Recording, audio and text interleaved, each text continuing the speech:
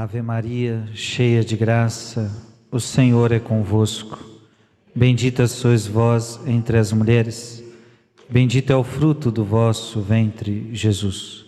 Santa Maria, Mãe de Deus, rogai por nós, pecadores, agora e na hora de nossa morte.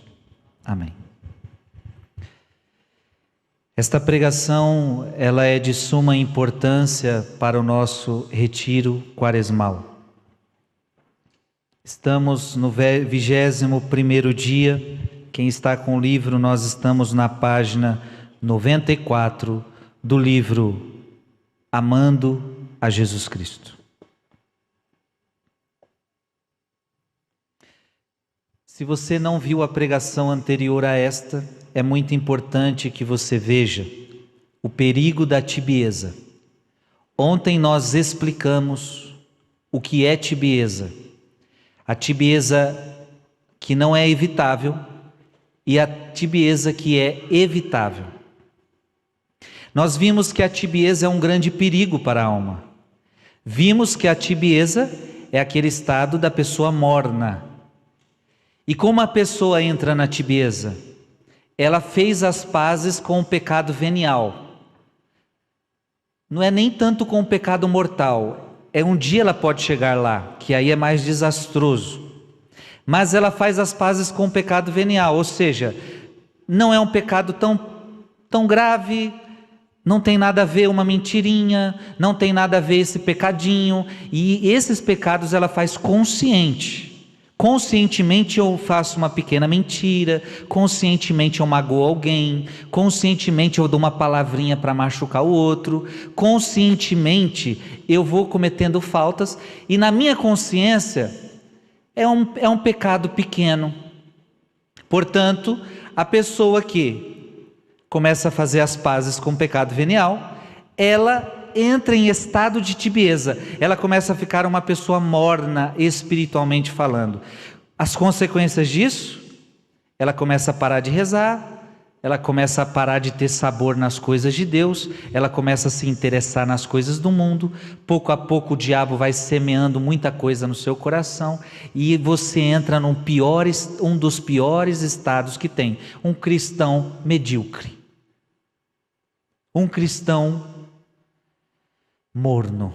E aí nós sabemos daquela ameaça de Apocalipse que diz que os mornos Deus vomita. Na pregação de ontem, falando sobre tudo isso que eu resumi agora, talvez muita gente diz, eu estou com a alma tíbia. E é muito natural e que bom que você viu que você está na tibieza.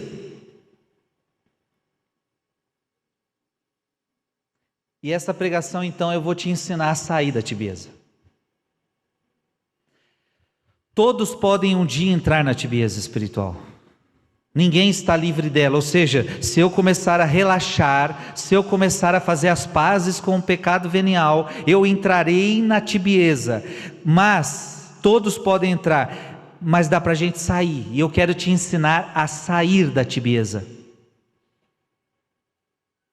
Amém? E quem não está na tibieza, quem já está quente, então o que eu vou falar hoje, aí você já vai saber, então ótimo, vou continuar no caminho, porque assim eu nunca vou cair na tibieza. Então é isso que eu vou ensinar, é tanto para os que querem sair da tibieza, para os que nunca querem entrar também nessa tibieza espiritual. Já diga comigo, me livra, Senhor, da tibieza espiritual, da mornidão. Ser morno não dá mais. Diga forte, ser morno não dá mais. Aleluia. Nós vamos ver que são 5 pontos para abandonar a tibieza e trilhar o caminho da perfeição. 5. Primeiro, desejo de perfeição. Segundo, resolução para alcançá-lo. Terceiro, oração mental. Quarto, comunhão frequente. Quinto, a oração. Eu quero que você se prepare, porque hoje a pregação é densa.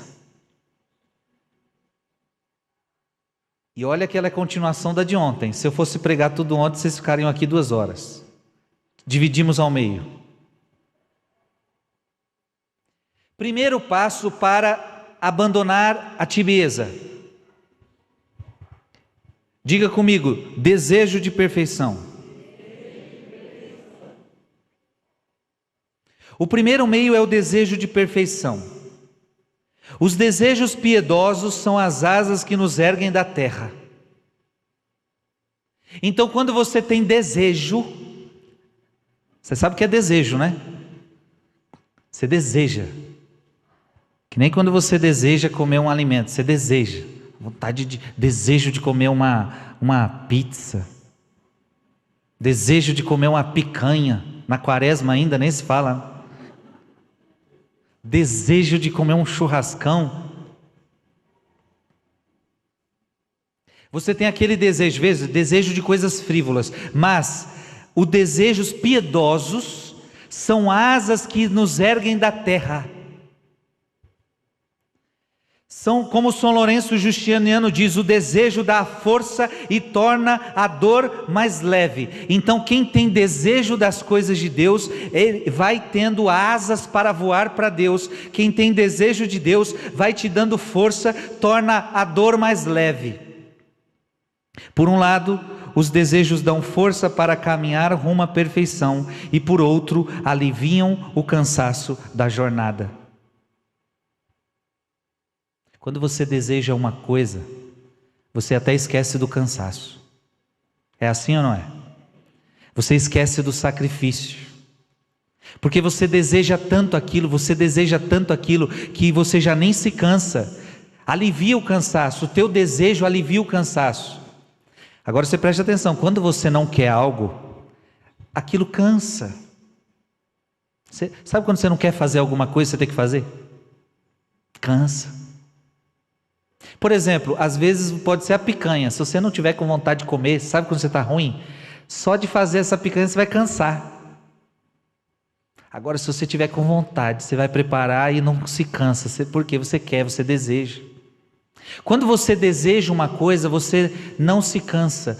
Quando você não deseja, você se cansa. Então, Santo Afonso está te dizendo que o desejo alimenta a tua força. O desejo alivia o cansaço da jornada.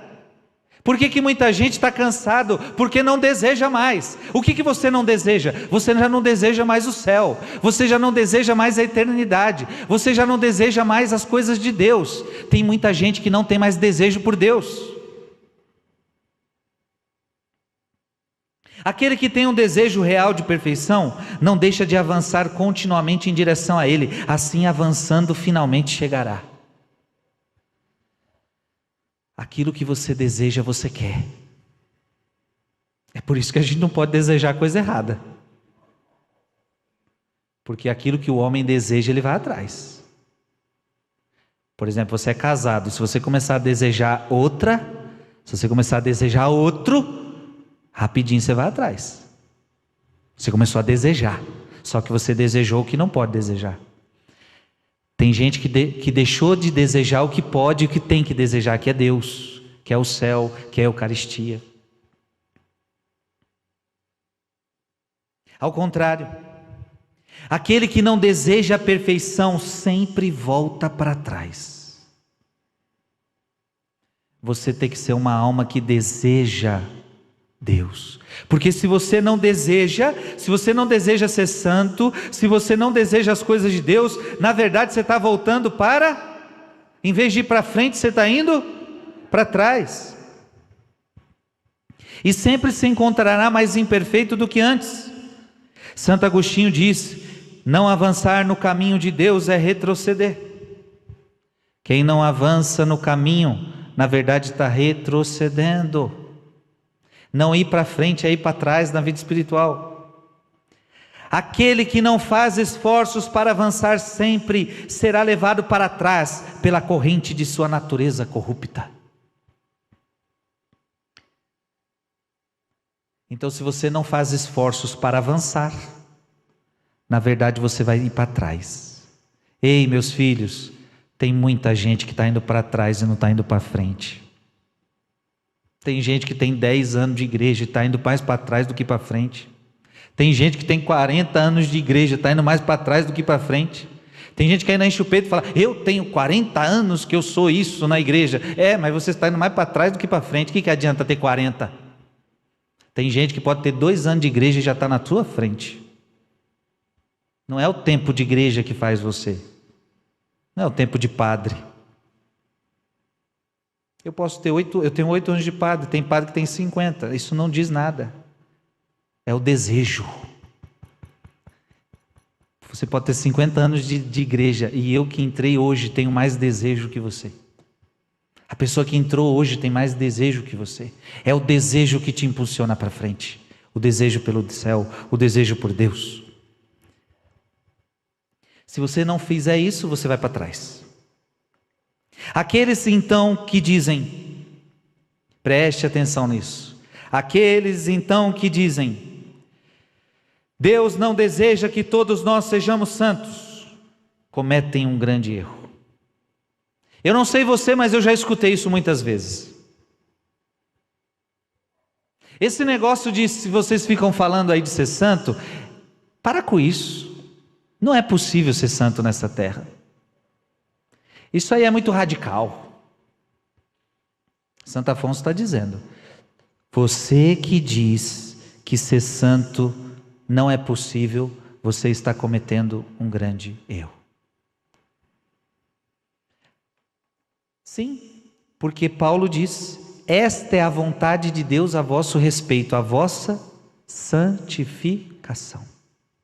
Qual é a vontade de Deus para mim e para você? É que você seja santo. Se você disser que não é possível ser santo, então significa que Deus está mentindo para a gente. Deus está pedindo algo que não é possível cumprir. E outra, nós católicos ainda, nós temos exemplos de gente que conseguiu. Os apóstolos, a Virgem Maria,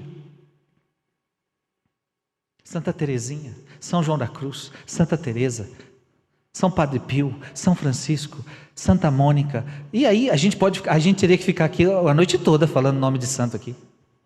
Gente que conseguiu. Então quando você ouvir alguém dizendo, não, esquece esse negócio de santidade, isso aí não é possível, esta pessoa está mentindo para você.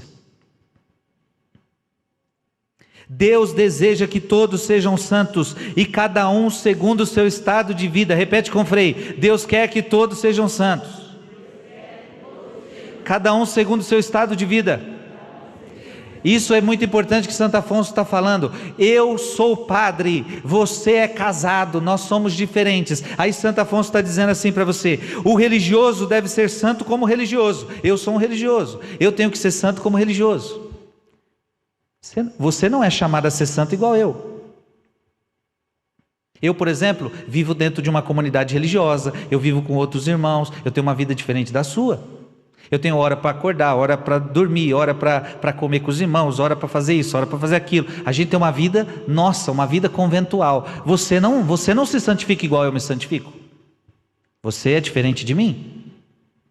Então o religioso como religioso, eu tenho uma regra que eu tenho que seguir, não sei se você sabe, mas eu tenho uma regra para seguir. Além da Bíblia, além de tudo mais, eu tenho outra regra para seguir, eu sou religioso. E eu, para ser santo, eu preciso seguir minha regra, senão não vou ser.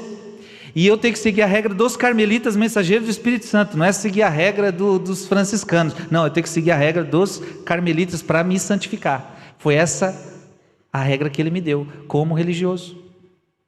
O leigo como leigo, vocês são leigos, você tem que se santificar como leigo. Como é que o leigo se santifica? No seu trabalho cotidiano, trabalhando, estudando, cuidando da sua família. É assim que você se santifica. Olha que diferente, eu tive que abandonar minha família para cuidar das coisas de Deus. Eu deixei meu pai, deixei minha mãe, você não, você se santifica cuidando dos seus, estando na sua família, trabalhando, estudando, vivendo o cotidiano. O que a igreja espera de um leigo? Que você viva 24 horas dentro de uma igreja? Não, a igreja quer que você seja cristão aonde quer que você esteja. O sacerdote, como o sacerdote se santifica? Sendo fiel ao seu estado de vida, vivendo a pobreza, a castidade, a obediência, celebrando sua missa, atendendo às confissões, celebrando os sacramentos, governando, santificando o povo de Deus. O casado como casado, como é que o casal se santifica? Um vivendo para o outro, um sendo fiel ao outro, casamento aberto à vida, sendo fiel, cuidando dos filhos, educando os filhos. O homem de negócios como um homem de negócios. Você é um homem de negócio, como é que você se santifica? Cuidando bem dos seus negócios, sendo honesto nos seus negócios, ajudando quem mais precisa. O soldado como soldado, como é que o soldado se santifica? Sendo soldado. O professor como professor, como é que o professor se santifica? Sendo um bom professor. Dá para entender sim ou não? Cada um no seu estado.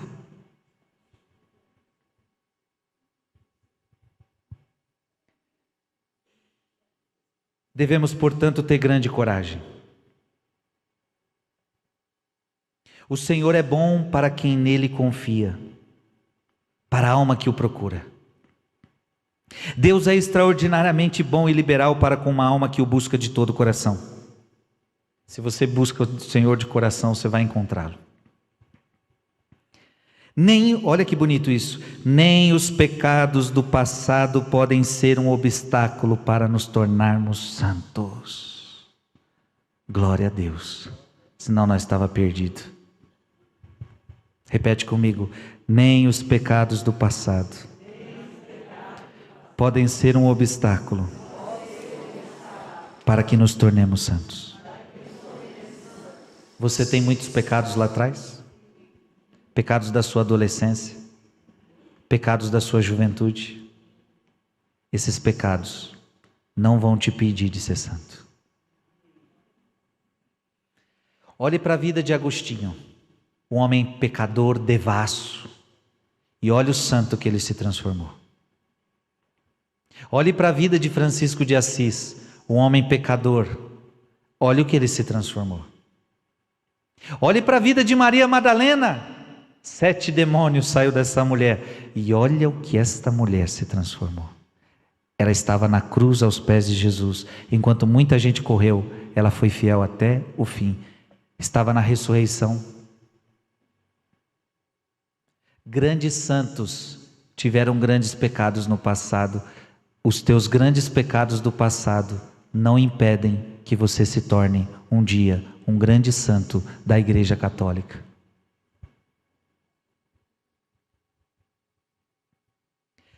Isso é claro, se tivermos o desejo de nos tornar santos. Amém? Você está entendendo que eu estou falando aqui? Qual é o primeiro passo para abandonar a tibieza? Qual é o primeiro passo? Desejo de perfeição. Eu quero ser santo. Você precisa ter esse desejo no teu coração. Eu quero ser santo. Eu não sei você, mas eu estou lutando para isso. Eu desejo. Santa Teresa observa: o diabo se esforça para nos fazer pensar que é orgulho alimentar desejos elevados, desejo de imitar os santos. Aí o diabo, sabendo que a gente quer ser santo, ele vai falar assim: você quer ser santo? Isso é orgulho, hein? Olha o diabo nos iludindo. Esse negócio de você querer ser santo é orgulho, para que você desista. Cuidado, o diabo entrou aí. Pelo contrário, é de grande valor encorajar-nos com o desejo de grandes coisas, porque embora a alma não tenha de uma só vez a força necessária, mesmo assim luta ousadamente e avança. Então não caia na do diabo, quando o diabo quiser te enfraquecer, que você tem que tirar esse desejo do coração, que não é possível, mentira. Quando ele disser para você que você está sendo muito orgulhoso em querer ser santo, não, você está querendo só cumprir, na verdade é nossa obrigação ser santo. É tua obrigação. O apóstolo escreve: tudo concorre para o bem daqueles que amam a Deus. E se a gente fosse entender essa frase, repete comigo: tudo concorre para o bem daqueles que amam a Deus. Santo Afonso lembra, isso significa então que até os seus pecados concorrem para o seu bem. Isso significa que até mesmo os seus pecados contribuem para a tua santidade. Parece estranho o que eu vou dizer, mas Deus nos permite pecar, porque até eles nos levarão à santidade. Os pecados muitas vezes nos humilham e mostram a nossa real fraqueza. E é com eles que a gente muitas vezes aprende o amargor do pecado e a graça de Deus. Tudo concorre para o bem daqueles que amam a Deus, até mesmo os seus pecados. Filho, eu estou querendo dizer que você pode ser santo. Deseje a santidade, amém? Deseje. E não deixe ninguém tirar isso de você. Ninguém. Nem os da sua casa, que fica falando que agora você tá bitolada nesse negócio de oração. Agora é 40 dias de oração. Ai meu Deus, tem gente que está desesperado na tua casa. Minha mulher bitolou, agora de vez. Tem gente que já está odiando o Frei. Esse Frei está causando tumulto na minha casa.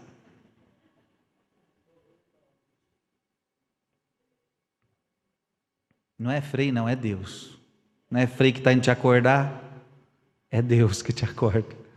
É Deus. Até os pecados do passado podem contribuir para a nossa santificação, na medida em que a sua lembrança nos torna mais humildes. Quando é que os pecados de outrora podem contribuir? Desde que quando eu me lembro eu me fico mais humilde. Sabe por quê? Quando você lembra dos seus pecados de outrora, aí você pensa assim, hoje você está mais avançado na santidade, só que quando você olha para trás e fala, olha, eu só sei que é a merda que eu sou. Eu não vou me orgulhar não, porque eu sei o que eu sou capaz de fazer. Eu já fiz muita besteira na vida. Então, aquele que está de pé, cuidado para não cair. É bom a gente olhar para trás. Então, por exemplo, eu estou aqui, eu estou bem, hoje eu estou em pé, hoje eu estou vivendo a santidade, mas cuidado, ô Frei Gilson, lembra de quem você foi lá atrás? Ih, Senhor, eu lembro. Você é capaz de fazer tudo aquilo de novo. Faz a gente ficar um pouquinho mais humilde. Então o pecado de outrora até me ajuda. Segundo, gratos ao testemunhar as graças de Deus, derrama depois dos nossos ultrajes. Eu percebo então que a graça de Deus em mim foi maior. Eu começo a glorificar. A minha vida passada começa a ser um testemunho para mim mesmo e para os outros. Veja, tudo concorre para o bem. Até a minha falta do passado me fez eu me tornar mais humilde e ela começa a ser um testemunho de vida para o outro. Não sou capaz de nada, diria o pecador. Não mereço nada além do inferno. Mas eu tenho que lidar com um Deus de infinita generosidade que prometeu ouvir todos que o invocam. Agora, como me resgatou de um estado de condenação e deseja que me torne santo, e agora me oferece sua ajuda, certamente posso me tornar um santo, não por minhas próprias forças, mas pela graça que Deus me fortalece. Então, você vai entendendo que o desejo de perfeição é necessário, e você vai entendendo que essa perfeição não vai vir pelos seus méritos, não vai vir por sua força, mas vai vir pela graça de Deus. E aí Paulo diz, tudo eu posso naquele que me fortalece. Deu para entender? Qual é o primeiro passo para tirar a tibieza do coração? Desejo de perfeição. Você tem desejo de ser santo?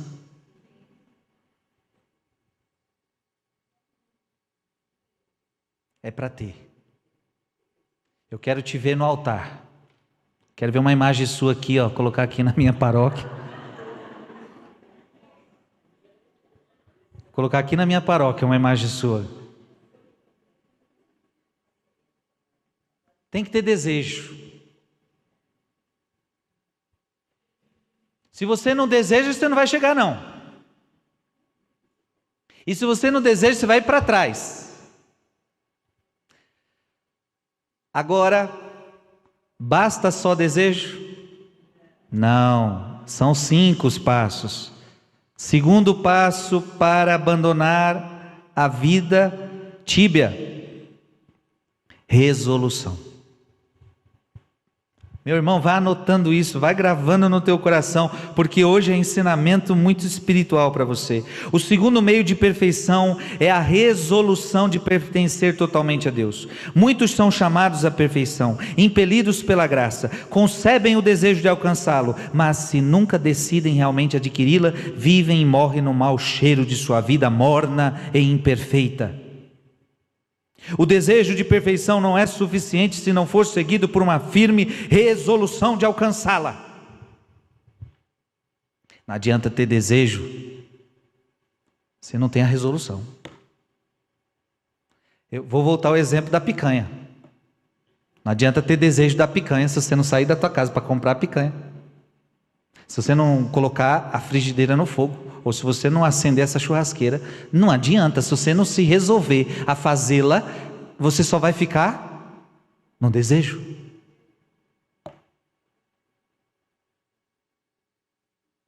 Você só vai ficar no desejo. Não adianta você querer, eu quero ser santo, e você fica cantando, e você não sei o quê, mas o que você tem feito para ser santo? Você tomou uma decisão? Você tomou uma resolução? Quantas almas só se alimentam de desejos, mas nunca dão uns passos sequer no caminho para Deus? É desse desejo que o homem sábio fala quando diz: os desejos do preguiçoso matam. Na verdade você até tem desejo, mas é um desejo preguiçoso. Ai, que preguiça de ir lá no açougue comprar, não vou não. Mas você não está com desejo? Mas não vou não. É desejo de preguiçoso. Conhece desejo de preguiçoso? Aquela pessoa que está sentada no sofá e está com desejo, mas ela não tem coragem de levantar, ela pede para a casa inteira. Ela está com desejo, só que ela só não tem a vontade, ela só não consegue tirar a bunda do sofá. E essa pessoa, se ninguém fizer nada por ela, é capaz que ela esquece o desejo. Então deixa para lá. É desejo de preguiçoso. Então dentro da igreja está cheio de gente com desejo, até tem desejo, você quer ser santo? Eu quero, mas é um desejo preguiçoso, não faz nada, não tem resolução, não tem firmeza para ir atrás do seu desejo. Aí tem aquele, por exemplo, vou começar a dar outros exemplos, chega de picanha. O outro fala, eu tenho desejo de ser padre, mas o que você faz para ser padre? Faz nada. Fica na sua casa achando que tudo vai cair do céu? Não vai. O outro fala, eu tenho desejo de casar. Tem muita gente assim, eu tenho desejo de casar. Mas o que você faz para casar? Nem se arrumar, se arruma. Tem gente que nem pentear os cabelos, penteia. Aí quer casar. Eu não arrumo ninguém, só vive dentro de casa, não sai para lugar nenhum. Como é que quer casar desse jeito? Como é que quer encontrar alguém? Não tem resolução. Estou encalhado, está encalhado por causa disso, porque não tem resolução. Outro exemplo, eu tenho um desejo muito grande de trabalhar, mas o que você faz para isso? Desejo de preguiçoso, estou esperando uma ligação, estou esperando alguém me chamar, enquanto, meu filho, desse jeito não vai. E tem gente que na santidade faz a mesma coisa, você está entendendo? Eu quero ser santo, mas o que você faz? Nada. Você só deseja. Desejo por desejo, sem resolução. Vai dar em nada. O preguiçoso sempre deseja, mas nunca resolve tomar os meios adequados ao seu estado de vida para se tornar um santo. Ele diz assim, entregar-me-ia inteiramente a Deus se eu estivesse na solidão. Aí ele começa a dar desculpa. Se eu pudesse viver naquela solidão, eu me entregaria a Deus. Mentira. É sempre um futuro. Se eu tivesse ali, eu fazia nada. Quem faria, fazer agora.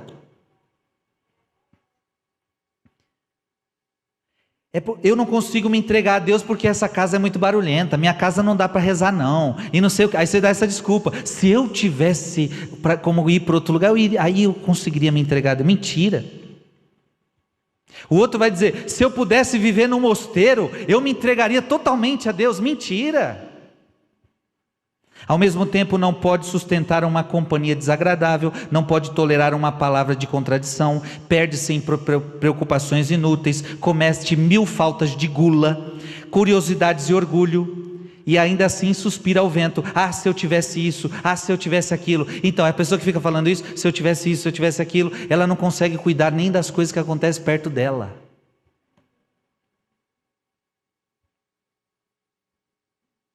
Você não dá conta, muitas vezes você não dá conta de fazer as coisas mínimas que acontecem na sua vida e você fica pensando em coisas grandes.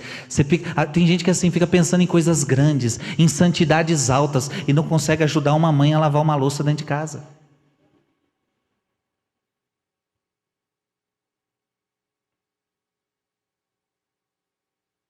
Eu me lembro, muitas vezes desejei a santidade. Eu comecei a desejar a santidade com 14 anos de idade, com força. Mas aí eu me lembro que mamãe tinha que chegar em casa e lavar uma louça do tamanho de um trem, porque eu não lavava, porque eu achava que ser santo era ficar lendo Bíblia, era ficar só lendo catecismo, ficar rezando meu rosário. E quando minha mãe chegava em casa, ela tinha que chegar cansada, e ainda tinha que lavar louça. Aquilo não era santidade.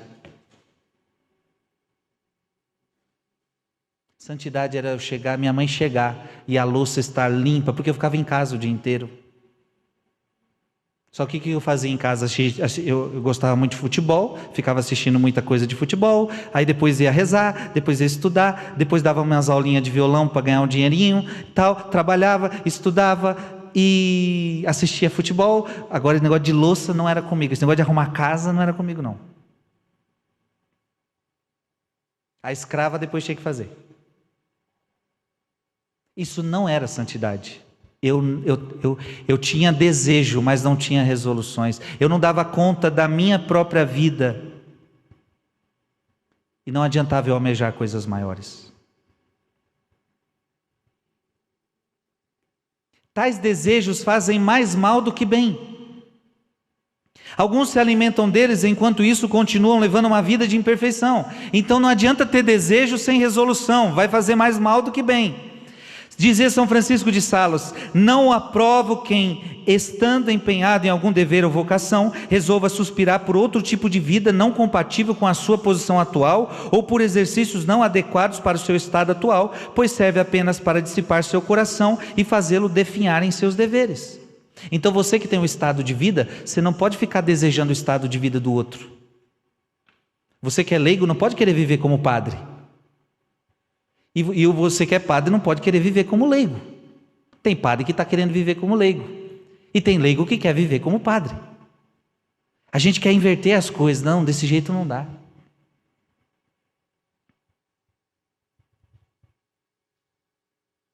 Devemos, portanto, desejar a perfeição e resolutamente tomar os meios para alcançá-lo. Santa Teresa declara, preste atenção nisso: Deus só procura uma resolução da nossa parte. Diga comigo: Deus está procurando uma resolução da minha parte.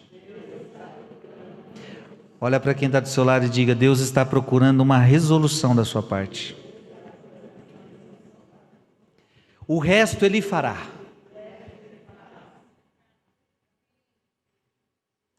Preste atenção. Deus só quer uma resolução. O que é uma resolução? Eu vou parar de beber. Pronto, é uma resolução. Eu vou parar com este vício. Uma resolução. Eu vou começar a rezar. Uma resolução. Eu vou ajudar minha mãe. Uma resolução. O resto Ele faz. E Santa Teresa diz: o diabo não teme as almas indecisas. O diabo não tem medo de gente indecisa. Não fede nem cheira para ele. Agora o diabo tem medo de gente resoluta. O diabo tem medo de gente decidida. E o diabo tem medo. Agora, se você é indeciso, hoje eu quero ser santa, amanhã já não quero. Tem gente que está assim, hoje eu quero, amanhã não quero. Hoje eu quero, amanhã não quero. Eu atendo uma pessoa um mês, chega daqui 2 meses ela já está diferente. Eu atendo uma pessoa hoje, ela quer a santidade, ela quer daqui 2 meses. E aí, meu filho, Ih, Frei, tão desânimo. Ela queria, agora já não quer mais. Tem gente que está precisando tomar a resolução de casar na igreja. E você fica dando desculpinha. Mas se fosse assim eu teria já casado. Mas se tivesse isso eu teria casado. Mentira, está faltando resolução. Aí um dia está muito animado, vamos casar, agora vamos. Aí de repente acontece alguma coisa, está sem dinheiro, não sei o quê, vamos esperar mais um pouquinho. Aí desanima de casar. Aí esse desanimar às vezes é mais 5 anos. Tem gente aí você que está me escutando, tem vezes que já está mais de 10, mais de 15, mais de 20 sem casar na igreja. Por quê? Porque não teve resolução, só tem desejo. Desejo por desejo, vai ficar nessa vidinha medíocre. Casamento medíocre. Casamento que não é na igreja, não é o que Deus quer de você. Deus quer casamento na igreja. É isso que eu tenho que te falar, essa é a verdade. Agora, quando é que você vai casar na igreja? Tem gente que fala assim, não, Frei, mas aqui não é assim, tem que preparar, tem que ter o dinheiro. Filho, Deus só quer uma resolução, o resto você deixa com quem? Com Deus. Faz o que eu estou te falando, toma a resolução de casar. Isso significa, vai na igreja, marca o dia do casamento, sem ter R$1. Marca o dia do casamento sem ter R$1. E eu garanto que por causa do desejo e da resolução, Deus vai começar a abençoar a sua vida. E o dinheiro vai começar a aparecer de onde você menos espera, porque isso é o menos importante, e Deus vai fazer a obra, porque você se resolveu. Você tomou uma decisão. O resto Deus providencia. Você fazendo a sua parte, Deus vai fazer a parte dele. Você duvida? Faça a experiência. Porque se você não toma decisão, não toma resolução, você vai andando para trás, vai andando para trás, vai andando para trás, vai andando para trás. Chega de andar para trás, filho. Você nasceu para andar para frente. Para de ser indeciso. O diabo não teme a alma indecisa. A primeira resolução deve ser fazer todos os esforços e morrer em vez de cometer qualquer pecado deliberado, qualquer que seja, o menor que seja. A primeira resolução que você tem que ter na vida é de não pecar. Eu não quero mais pecar. É fato que todos os nossos esforços sem ajuda divina não podem nos capacitar a vencer as tentações, mas Deus deseja que de nossa parte esforcemo-nos violentamente, assim nos suprirá depois com a sua graça, socorrerá a nossa fraqueza e nos capacitará a obter a vitória.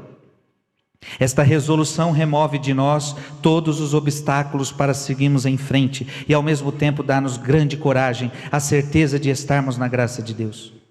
São Francisco de Sales escreve: a melhor segurança que podemos ter neste mundo de estar na graça de Deus consiste não exatamente em sentir que temos o seu amor, mas no puro e irrevogável abandono de todo o nosso ser em suas mãos, e na firme resolução de nunca consentir com qualquer pecado, seja grande ou pequeno.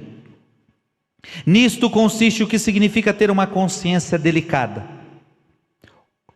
Eu não quero cometer pecados, essa é uma grande resolução que a gente tem que ter. Eu não quero cometer pecado nem grande, nem pequeno. Ou seja, eu não quero cometer pecado nem leve, nem venial e nem mortal. Observe-se que uma coisa é ter a consciência delicada, não é a mesma coisa que uma consciência escrupulosa.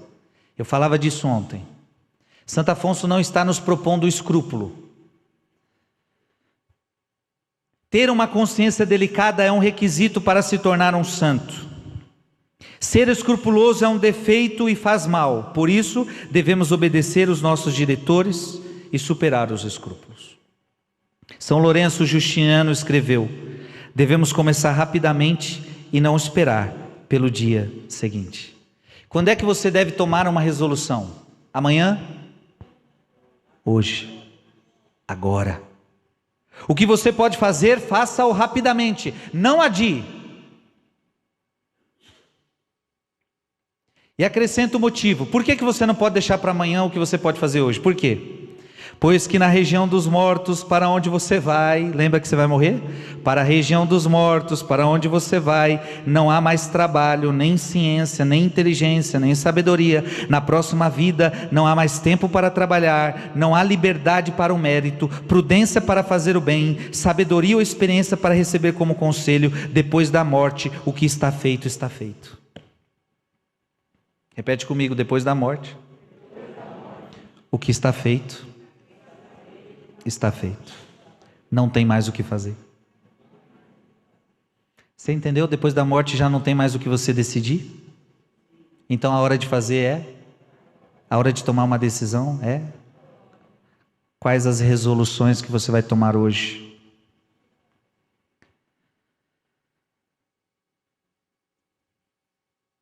Amém?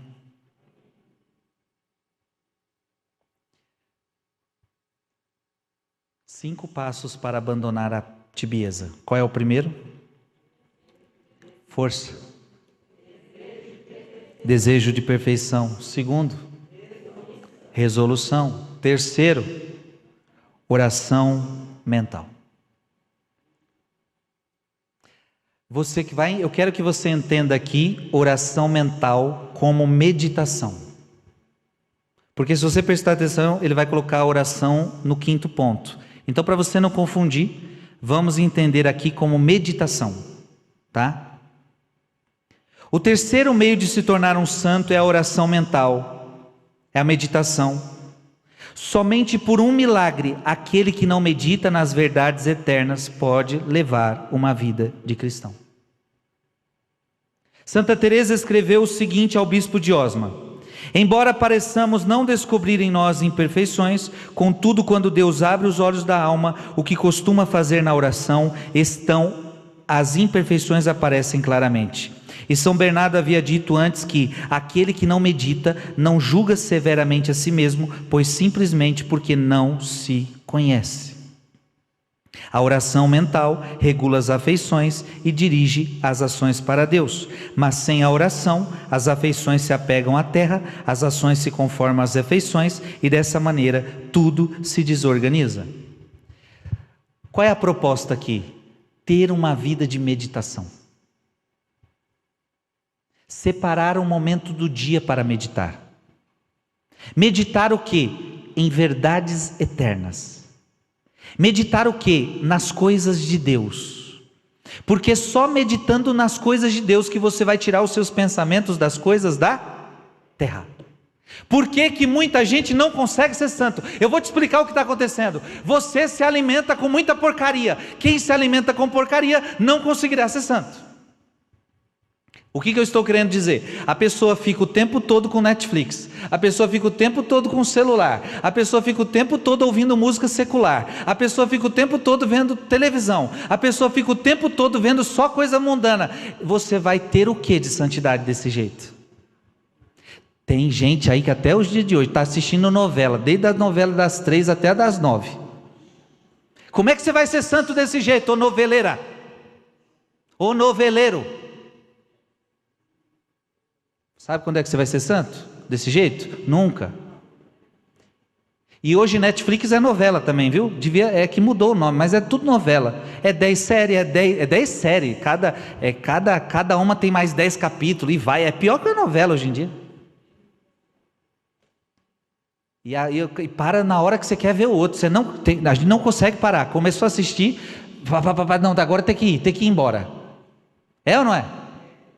Não consegue parar, não dá para parar, não dá para parar, traz a pipoca, traz tudo, não dá para parar. Você está focado nas coisas do mundo. Quem se alimenta muito de série, quem se alimenta muito de música secular, quem se alimenta muito de televisão, muito dessas coisas, não vai conseguir desejar santidade, não vai conseguir se resolver na santidade, porque você não medita.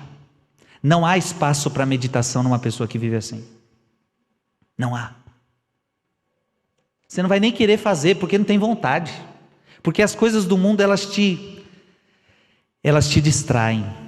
Eu não estou falando que você está vendo pecado na Netflix. Eu não estou nem falando que você está fazendo pecado. Mas só de você estar vendo coisas mundanas demais, você vai se dispersando.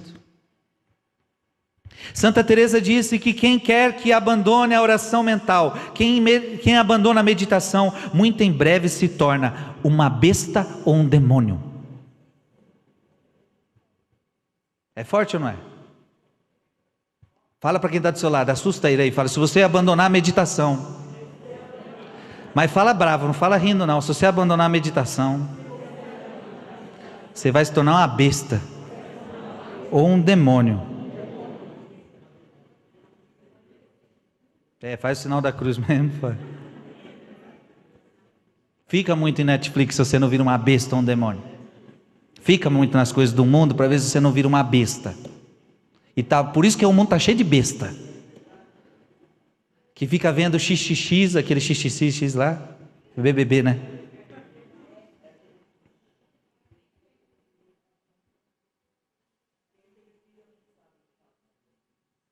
Por isso que tem um monte de besta nesse mundo.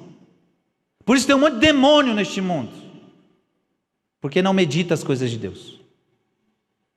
Graças a Deus é Teresa que está falando. O que deixa de fora a meditação, a oração, deixará de amar Jesus Cristo. Se você não meditar, você não vai amar Jesus Cristo. Foi dito por Santa Catarina de Bolonha: quem renuncia à prática da oração, corta aquele cordão que liga a alma a Deus. Segue-se que o diabo, encontrando a alma fria no amor divino, terá pouca de dificuldade de induzi-la a comer ou outro fruto venenoso. Quem medita pouco as coisas de Deus, vai curtir as coisas do mundo.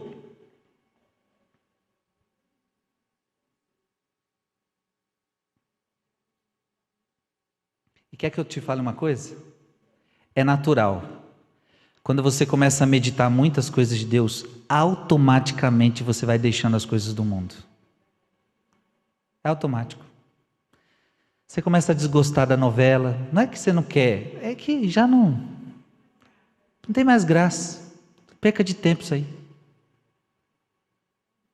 A música secular, olha, não é que...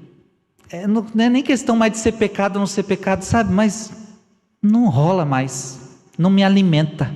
Eu gosto agora de coisa que me alimenta. Então eu escuto uma música secular, não vai, não está descendo mais. Não é questão se é pecado, se não é pecado, mas, sabe? Não está mais indo. Meditação, isso é o poder da meditação. Quanto mais você medita, menos coisa do mundo você quer.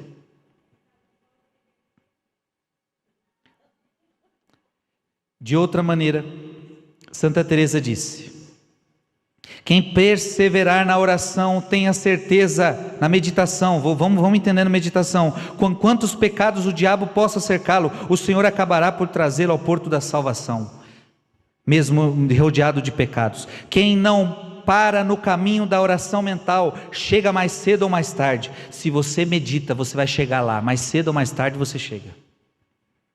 O diabo se esforça tanto para tirar as almas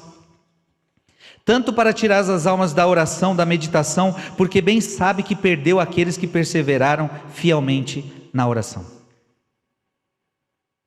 Quão grandes são os benefícios que fluem da oração mental. São Luís Gonzaga diz: nunca haverá muita perfeição sem muita meditação. Repete comigo: nunca haverá perfeição sem muita meditação. Não devemos rezar para saborear a Deus, o amor divino. A pessoa deve começar a orar apenas para agradar a Deus, ou seja, para aprender qual é a vontade de Deus ao seu respeito, implorar-lhe ajuda para colocá-la em prática. A oração desacompanhada de consolações sensíveis confere maior fruto à alma, mas lamentável é a pobre alma que se afasta da oração, da meditação, porque ela não encontra prazer. Muita gente não medita porque não encontra prazer. Então é lamentável você que não medita porque não tem prazer nisto. Agora no Netflix você tem, né? Santa Teresa disse: quando uma alma deixa de orar, é como se ela se lançasse no inferno, sem a necessidade dos demônios. Os demônios nem precisam empurrar você já foi. Meu Deus do céu, Jesus amado. A pessoa que não reza, a pessoa que não medita, ela está indo para o inferno e não sabe. A pessoa que não reza, escuta, vamos decorar isso. Quem não reza está indo para o inferno e não sabe. É para se preocupar mesmo com o seu filho que não reza, porque ele está indo para o inferno desse jeito. Teu marido que não reza, está indo para o inferno desse jeito.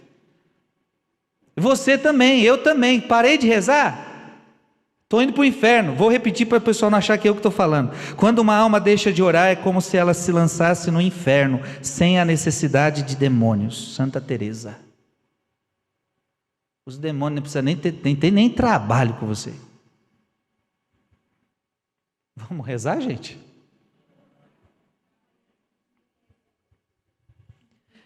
De fato, aquele que negligencia a oração mental, a meditação, vê muito pouco as necessidades de sua alma e sabe pouco sobre os perigos da sua salvação, dos meios a utilizar para vencer as tentações, e assim, entendendo pouco da necessidade da oração, deixa de orar e certamente se perderá.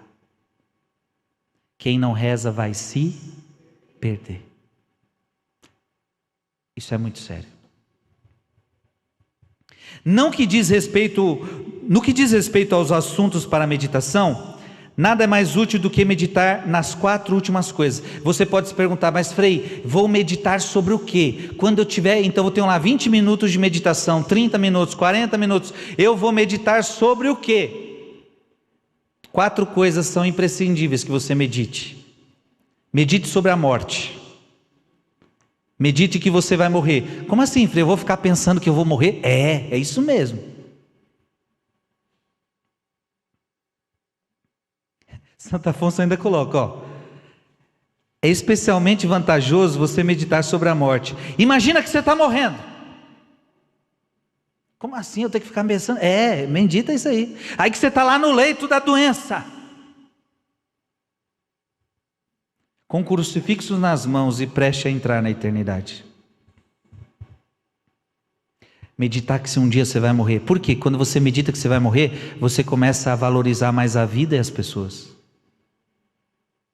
Segunda coisa que você tem que meditar, sobre o julgamento. Você tem que meditar que um dia você vai estar face a face com Deus, Ele na tua frente, Ele vai começar a te fazer pergunta, e como é que você fez, como é que você viveu sua vida. Meu Deus do céu, tem que meditar sobre isso. Terceira coisa que você medita sobre o inferno. Pensa como é o inferno.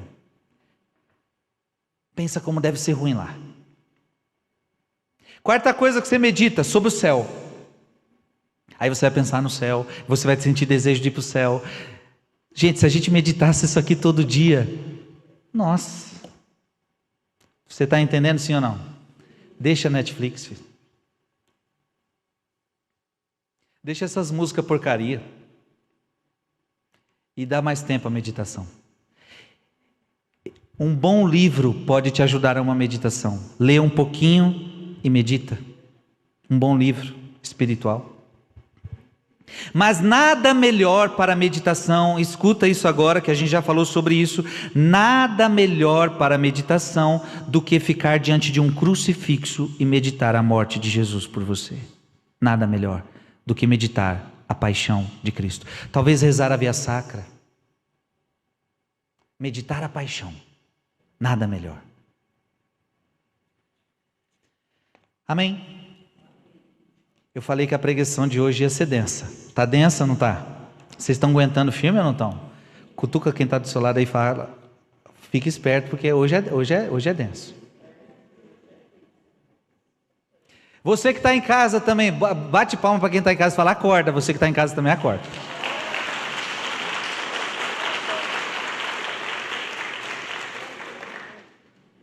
Em tese eu sei que eu estou falando demais.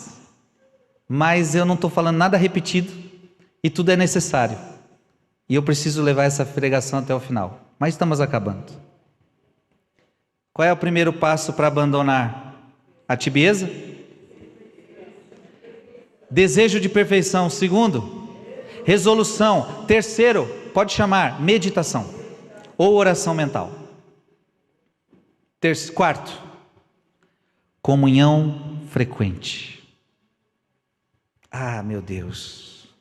O quarto meio de perfeição e perseverança na graça de Deus é receber a santa comunhão. Aí alguém pode me dizer já de agora, e para quem não recebe a comunhão? Ixi Maria. Como é que vai sair da tibieza? Santa Teresa disse: não há melhor ajuda para a perfeição do que a comunhão frequente. Não há maior ajuda para ser santo do que comungar com frequência. Amém? Olha, eu sinto que uma das grandes graças que a gente vai receber dessa quaresma é muita gente que vai começar a comungar com mais frequência na vida. E ela ainda acrescenta que normalmente falando, aqueles que comungam com mais frequência são considerados mais avançados em perfeição e que há maior espiritualidade nas comunidades onde a comunhão frequente é o traje. Comunhão frequente, minha gente. O que é comunhão frequente? Deixa eu falar para você bem claro. Comunhão frequente não é comunhão só nos domingos. Comunhão frequente é mais vezes na semana, se possível todos os dias. É claro, para muita gente não é possível todos os dias. Por exemplo, para uma pessoa que mora lá na roça e o padre aparece uma vez por mês ou uma vez ao ano, eu estou falando para a pessoa que comungar todo dia, essa pessoa, coitada, ela tem essa impossibilidade. Agora nós que moramos em cidade grande, a cada 5 minutos nós estamos diante de uma igreja, com vários horários de missa, para escolher. Missa meio-dia, missa 7 horas da manhã, missa à noite, missa 3 horas da tarde. Meu Deus, cidade grande, tem missa para tudo que é lado. Graças a Deus. Então cada um tem que avaliar. A Sagrada Comunhão, como nos diz o Concílio de Trento, livra-nos das faltas cotidianas e nos preserva das faltas mortais. Livra você dos pecados pequenos e te preserva dos pecados grandes. Por isso que tem que comungar com frequência. Eu não vou me deter aqui porque pregamos isso já. São Bernardo afirma que a comunhão reprime os movimentos de raiva. Sabe quando você tem muita raiva no coração? Comunga com mais frequência, que a raiva vai diminuir. Estou com vontade de esganar aquele fulano, então vai comungar mais, para Deus suavizar teu coração. O que mais que a comunhão ajuda? Ela ajuda os desejos de incontinência, os desejos da sexualidade rebelde, da carne rebelde. Você quer ser casto, tem que comungar com frequência.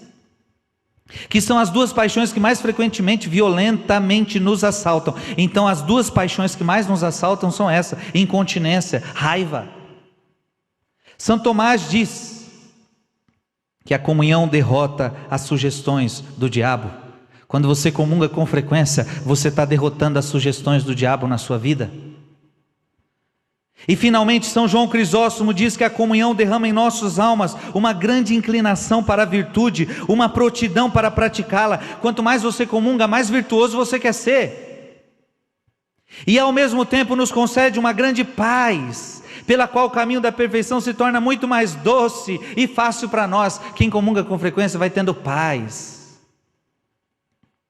Além disso, não existe sacramento tão capaz de despertar o amor divino nas almas como o santo sacramento da Eucaristia, no qual Jesus Cristo se doa totalmente para se unir a nós por meio do santo amor. Não tem sacramento mais forte que inflama o nosso coração, minha gente, que o da Eucaristia. Quando a gente comunga, a gente está comungando o próprio Deus, a gente começa a amar Jesus Cristo. Por isso disse o padre João de Ávila: quem dissuade as almas da comunhão frequente faz a obra do demônio. Quem para de comungar faz a obra do demônio. Quem não está comungando faz a obra do demônio. O demônio quer que você comungue, gente? O demônio quer que você comungue? Então, se você não está comungando, você está fazendo o desejo de quem? É óbvio. Eu não estou aqui condenando ninguém. Você que não comunga, pelo amor de Deus, aqui não é uma pregação para te acusar. Aqui é uma pregação para você sentir desejo de comungar, resolver tua vida e vir comungar com frequência. Não é acusação, pelo amor de Deus. É desejo que você resolva, é desejo que você desperte. Mas a preparação adequada Sim, ou melhor, antes, sim, pois o diabo tem grande horror deste sacramento, do qual as almas tiram imensa força para avançar no amor divino. O diabo tem horror das almas que comungam. É como se você, na hora que você comunga, o diabo fala, dá um grito. Na hora que você comunga, o inferno treme. Na hora que você comunga, acontece um exorcismo na tua alma. Oh, Deus poderoso! Deus entrou em você e o diabo pode fazer mais nada. Mas a preparação adequada é necessária para comungar bem. Preste atenção, agora não basta comungar com frequência, é preciso comungar bem. E o que é comungar bem? É comungar sem nenhum pecado mortal. Já falei várias vezes sobre isso. Com o pecado venial você pode comungar, deve comungar. Agora pecado mortal, não. A primeira preparação para ir à comunhão diariamente ou várias vezes na semana vamos lá, agora como é que eu me preparo para receber Jesus frequentemente? Primeiro, eu preciso me manter livre de todo o afeto deliberado ao pecado, isto é, a pecado cometido com os olhos abertos. Resumindo, eu vou resumir para você, não se aproxime da comunhão com pecado mortal. Segundo, para que a sua comunhão tenha mais frutos, tem que ter prática de meditação. Quem mais meditou, mais vai receber fruto na hora da comunhão. Amém? Terceiro, a mortificação dos sentidos e das paixões. Em seguida, para que a comunhão tenha mais fruto, é importante fazer ação de graças depois. Como eu disse, depois da missa de hoje, a gente está rezando o terço. É como se fosse uma ação de graça. Quanto mais a gente reza depois de ter comungado, mais fruto a gente recebe. Sabe qual é o nosso problema hoje? A gente termina a missa e não faz a oração nenhuma. A gente já vai para casa, já vai comer, já pega o pastel e já vai embora. A gente rapidamente se distrai de tudo que a gente viveu. A gente podia receber mais bênçãos se a gente rezasse uns 30 minutos depois da missa, sabia disso? Mesmo que o padre acabou a missa, o padre não vai poder ficar aqui 30 minutos, ele tem outra missa para celebrar, mas você poderia ficar ali, rezando mais 30 minutos, isso seria uma bênção. Faça a experiência, você vai ver. Para colher também frutos mais abundantes da comunhão, devemos fazer uma longa ação de graças. O padre João de Ávila disse que o tempo depois da comunhão é um tempo para ganhar tesouros e graças. Repete comigo, o tempo depois da comunhão é tempo de receber tesouros e graças. Se a gente soubesse tanta graça que a gente pode receber depois da comunhão, a gente faria ação de graças. Quando a gente não faz ação de graças, a gente está perdendo algumas outras graças. Santa Maria Madalena de Paz costumava dizer que nenhum tempo pode ser mais apropriado para inflamar o amor divino que o tempo imediatamente após a comunhão. Gente, esse é segredo. O Frei hoje o Santo Afonso está liberando segredos de vida espiritual para você. Santa Teresa diz: depois da comunhão, tenhamos cuidado para não perder tão boa oportunidade de negociar com Deus. Teresa fala, vamos negociar agora. Sabe por quê? Sua divina majestade não está acostumada a pagar mal por sua hospedagem se tiver uma boa recepção. Santa Teresa diz assim: ele se hospedou no meu coração, não se hospedou? E hospedagem tem uma negociação. Então, se você se hospedou aqui, se eu te receber bem, sabe como que é? Mesmo que você não cobre uma hospedagem, quando você trata muito bem uma pessoa, ela quer te agradecer, não é verdade? Você me hospedou tão bem na sua casa, eu queria lhe agradecer. Ela quer te dar dinheiro, ela quer fazer alguma coisa, porque você me hospedou bem. Aí Teresa está dizendo, se você na comunhão hospedar bem ele não vai resistir, ele vai querer te dar alguma graça. A importância da ação de graças, a importância da comunhão frequente. Há certas almas tímidas que, ao serem orientadas a comungar com mais frequência, respondem: eu não sou digno. Mas você não sabe que quanto mais se abstém de comungar, mais indigno você se torna dela? Então você já não é digno. Quanto mais você ficar, menos digno você vai ficar. Porque privado da Sagrada Comunhão terá menos força e cometerá muitas faltas. Pois bem, obedeça ao seu diretor e guie-se por ele. As faltas não impedem a Sagrada Comunhão, quando não são cometidas voluntariamente. Quando você não comete pecado voluntário, não te priva de comungar. Além disso, entre suas falhas, a maior é não se submeter ao seu diretor espiritual. Amém? Minha gente, tudo que nós estamos ouvindo é de suma importância. Santo Afonso diz: este alimento celestial requer fome. Eu preciso desejar isso. Eu preciso desejar comungar frequentemente. Eu agora cheguei no limite da pregação. Tinha mais coisa para eu falar, mas eu vou precisar começar a pular. Eu acho que já ficou clara essa parte, sim ou não? Vocês estão com o livro na mão, depois vocês vão lendo. Eu não posso ficar mais longo que isso, né? Mas preste atenção. A partir de agora eu ia falar de coisas importantes da comunhão, ele ia começar a falar da comunhão espiritual, então eu vou pular essa parte, tá certo? Vai ficar como lição de casa para você, para que a gente pule para o nosso último ponto. E eu quero, vamos lá de novo, qual é o primeiro passo para abandonar a tibieza? Primeiro, desejo de perfeição. Segundo, resolução. Terceiro, meditação. Quarto, comunhão frequente. Quinto, oração. O quinto e mais necessário meio para a vida espiritual e para obter o amor de Jesus Cristo é a oração. Quem reza obtém esta graça, mas quem não ora, não obtém, está perdido. Por exemplo, uma coisa que a gente tem que rezar é pela perseverança final, isto é, a graça de morrer na graça de Deus, imprescindível para a nossa salvação. Sem ela estaremos perdidos para sempre. Santo Agostinho fala desta graça que Deus só concede a quem reza. Tem graças que Deus só concede a quem reza, e uma das graças que nós temos que pedir é a graça de sermos salvos.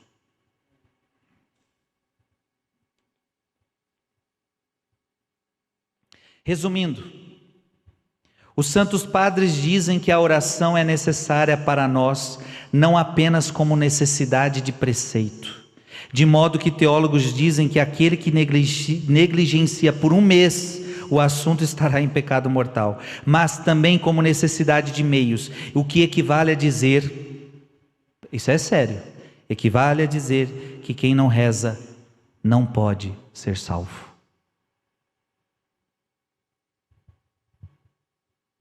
Ficou claro?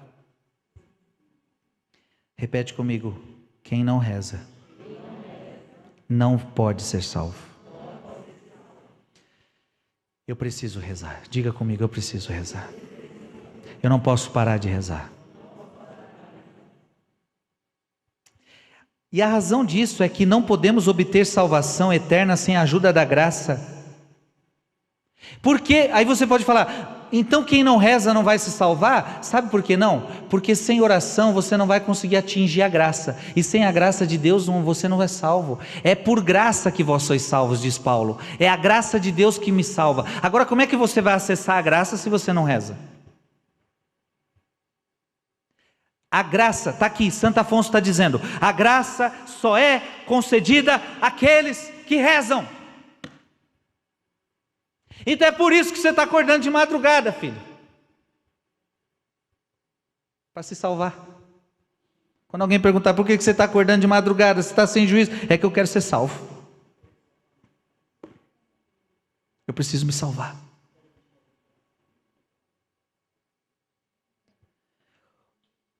Por isso Santo Tomás, ou melhor, e porque as tentações e os perigos de cair no desagrado de Deus não são colocados continuamente, nossas orações devem ser contínuas. E porque o demônio está do nosso lado o tempo todo, então a gente também tem que rezar o tempo todo. Por que você reza o tempo todo? Porque o diabo está do seu lado o tempo todo. Se você não rezar o tempo todo, o diabo te pega. Ele anda como um leão a rugir ao seu redor, procurando a quem devorar. É preciso vigiar o tempo todo. Vigiai e orai para não cair em tentação. Este é o ensinamento que Jesus deu no Horto das Oliveiras. Se vocês não rezarem, o diabo pega vocês. Está dando para entender sim ou não? Por isso Santo Tomás declara que a oração contínua é necessária para que o homem se salve. Repete comigo: a oração contínua é necessário para que o homem se salve. E Santo Tomás diz: a oração incessante é necessária ao homem para que entre no céu. Você quer entrar no céu, vai precisar rezar direto, vai precisar rezar o tempo todo, vai precisar ter uma vida de oração. E eu não estou falando que você vai rezar o rosário o tempo todo, você vai viver na igreja o tempo todo, mas o teu pensamento tem que estar em Deus o tempo todo. Porque o que é oração? Segundo Teresinha, o que é oração? É um olhar lançado ao céu. Tem hora que você não vai conseguir estar com o terço na mão, tem hora que você não vai conseguir vir para a igreja, mas você pode lançar um olhar ao céu, você pode lançar o teu olhar para Deus, você pode ter o teu pensamento sempre em Deus, pensamentos em Deus. É como a missa fala: corações ao alto. O nosso coração está em Deus. Aleluia. Corações ao alto. Então você está lá trabalhando, mas com o coração ao alto. Meu coração está em Deus. E o próprio Jesus Cristo já havia dito que devemos orar sempre e não desanimar. E depois o apóstolo disse o mesmo: durante o intervalo em que deixamos o orar, o diabo nos conquistará. Repete de novo comigo: quando eu parar de orar, o diabo me conquistará. Por que o diabo está conquistando muita gente? Porque parou de orar. Por que seu casamento virou uma desgraça? Porque vocês pararam de rezar. Casamento que está destruído é porque parou muitas vezes de rezar. Ou a mulher parou, ou o marido parou. Aí o diabo entrou. E quando os dois param, pior. Pararam de orar para quê? Agora só quer festinha, agora só quer um vinhozinho, agora só quer comer coisinha gostosa, agora só quer viajar. Aí vai seus bestas, para onde vocês vão parar? O diabo entrou. Quem não reza, o diabo conquista. Embora a graça da perseverança não possa de forma alguma ser merecida como nós, como ensina o Concílio de Trento, Santo Agostinho diz que em certo sentido podemos merecê-la pela oração. São Gregório observa: Deus deseja receber oração, deseja ser compelido, deseja ser vencido por uma importunação. Aqui Santo Afonso está falando que a oração deve ser constante. Amém? Amém. Foi suficiente. Pode aplaudir porque conseguimos chegar no final.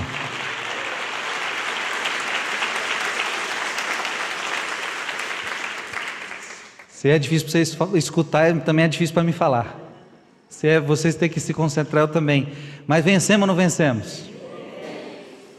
Precisava fazer essa pregação, não sei nem quantas horas eu falei aqui hoje. Mas o conteúdo foi dado e precisava ser dado completo. Porque essa pregação ela vai ficar para você rever, e a gente vai ter que rever, e a gente vai ter que entender, e quem entendeu isso aqui vai sair da tibieza. Então, Frei, como é que eu saio da tibieza? Simples: começa a desejar ser santo. Segundo, começa a ter resoluções para ser santo. Terceiro, começa a colocar meditação na vida, meditar coisa de Deus, meditar coisa sagrada e tirar as porcarias do mundo. Quarto, você começa a comungar todo dia, se possível, comungar frequentemente. Quinto, você vai rezar o tempo todo, constantemente. Pronto, saiu da tibieza, vai sair da mornidão e vai virar um católico quente, fervoroso para a glória de Deus.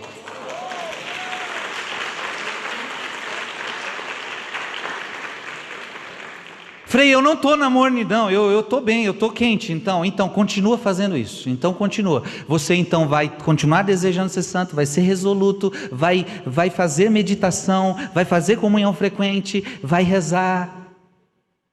E o diabo não vai te pegar. O diabo não pega quem reza, minha gente. É por isso que o diabo teme uma pessoa que reza. O diabo não tem medo de gente que tem dinheiro. O diabo não tem medo de gente que tem poderes. Porque ele tem mais poder do que todos os que têm poderes. Ele tem mais dinheiro, ele pode dar dinheiro para quem ele quiser. Você sabia, né? Quando a pessoa quer fazer pacto com o diabo, uma das coisas, o que você quer? Quero dinheiro. O diabo dá dinheiro. Você quer o quê? Você quer poder? O diabo dá poder. Você quer o quê? Tudo que é deste mundo, o diabo te dá. Então, ele não tem medo de quem tem dinheiro, ele não tem medo de quem tem poder. Todo poderoso desse mundo, o diabo teme? Não teme. Agora ele teme. Ele temeu. Um pequeno frade, por exemplo, em São Giovanni Rotondo, que rezava noite e dia, Padre Pio de Pietrelcina, aquele homem o diabo tremia. Porque ele era um homem que rezava. E quando você reza, ninguém te suporta, o diabo não te suporta. Agora quem não reza, como a gente ouviu aqui hoje, está indo para o inferno e os demônios nem precisam empurrar, você está indo sozinho. Não precisa nem empurrar. Vai com Deus, vai. Vai com Deus não, né? Vai. Você está mais fácil do que nunca.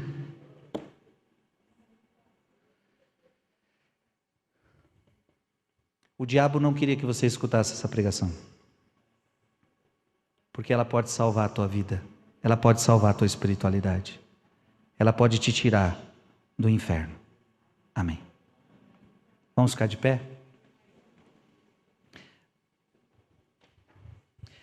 Enquanto oramos a Deus, não esqueçamos de nos recomendar ao mesmo tempo a Maria, dispensadora das graças. São Bernardo diz que é o Deus Todo-Poderoso quem concede as graças. É Deus quem dá as graças, mas Ele as concede pelas mãos de Maria. Busquemos a graça e busquemo-la por meio de Maria, porque o que ela busca sempre encontra e não pode ser recusado. Se Maria reza por nós, estamos seguros, pois cada petição de Maria é ouvida. Ela jamais pode encontrar uma repulsa. Santo Afonso termina dizendo: vamos rezar, minha gente, e vamos rezar com a nossa mãe, porque com ela a gente vai vencer todas as batalhas. Ave Maria, cheia de graça, o Senhor é convosco. Bendita sois vós entre as mulheres, e bendito é o fruto do vosso ventre, Jesus. Rogai por nós, pecadores, agora e na hora de nossa morte. Amém. Pode aplaudir a Deus.